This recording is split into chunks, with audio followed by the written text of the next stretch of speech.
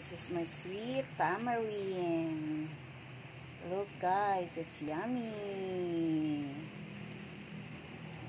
So yung sampalok hindi siya masyadong maasim, so saglit ko lang siya niluto.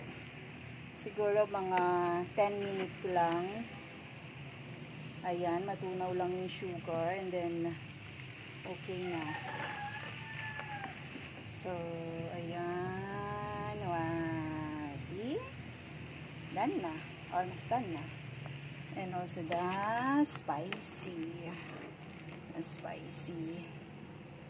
Ayan.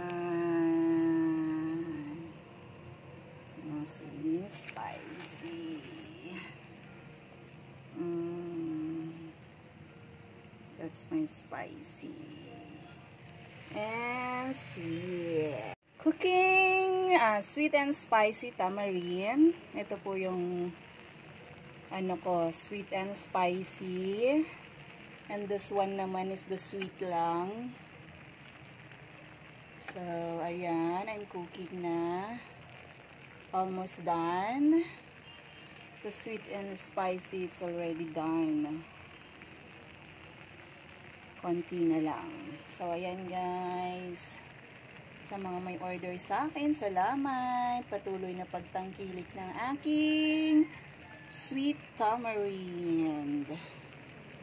Ayan. Actually, kaya ako gumawa kasi marami pa akong order. So, matagal naman siya guys. Hindi siya nasisira kaagad.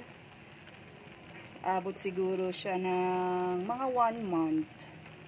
Or more than 1 month guys. So, it's okay.